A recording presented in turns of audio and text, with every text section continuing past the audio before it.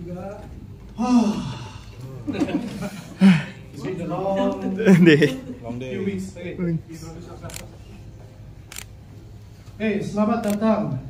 Saya nama Andrew. Dari Singapura. Boleh cakap sikit bahasa Melayu. So, I'll present this in English. So, I'm the technical PR manager for Asia Pacific. And today, what you see in this room is going to be very special. We have all the 2023 laptops over here. Now, before you all go and touch the laptops, I would like to take about 10 to 15 minutes, just 10 to 15 minutes, I promise you I won't be long, to introduce the most important models first. Okay? So after that, you all can touch and see. Okay? You can photograph, and we encourage you to video and photograph all the models except for the ZBook S30, which is not yet launched. And we want our customers and your audience to be surprised when it's launched. Okay, so all photography can except for that one. Right? You're the last group for today, so I think it'll be very interesting. You can take as much time as you want. Now, over here, you see the new. You see the Strix series from ASUS. Strix is the most powerful gaming laptop in the world, and it's divided into two. The Strix Scar series for FPS games, and the Strix G series for MMORPG or multiplayer games.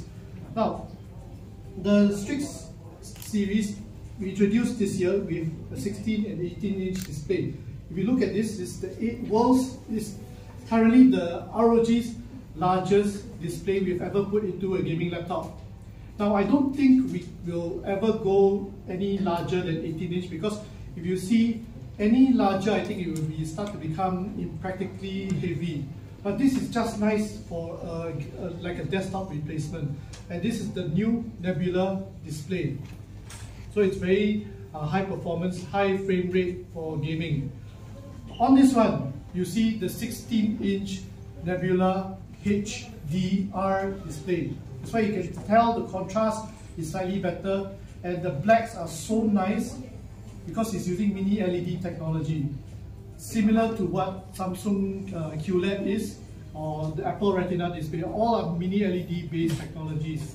But this one has 1000 over dimming zones, and if you go and compare to our OLED devices, it's pretty similar in contrast, and because it's a gaming display, it has to have high frame rates, so that when gamers see the Nebula name, they don't need to study the specs. They know it's going to be a very good gaming display. Now, every time I mention 16-inch for a new ROG display, it's probably most likely going to be a HDR Nebula display.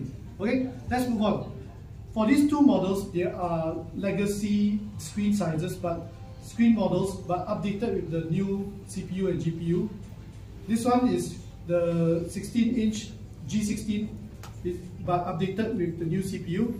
This is the Strix 17. So we have 16, 17, 16, 18-inch display models for the Strix series for 2023. Now we move on to this one. This is the Zephyrus M16. And these two are the same models. Why I bring these two? Because one, I wanted you to see the front of the display, one I wanted you to see the back of the display. Again, 16-inch. When I say 16-inch, what do I say? It's probably using, it is using a Nebula HDR display. Again, this is a high contrast, high speed mini LED technology display. You can see the very beautiful contrast. And here, the back, it has the anime matrix lid, which allows customers to program any graphics or text that they want. If you all remember, this feature was only found on the Zephyrus G14. So now this is the largest display lid that we've put this feature on, and the first Intel model as well. Now we quickly move on to this one. Over the last few years, the Zephyrus G15 sold very well because it was a reasonably large display in a compact yet powerful laptop, and it had 6 speakers and a lot of other great features.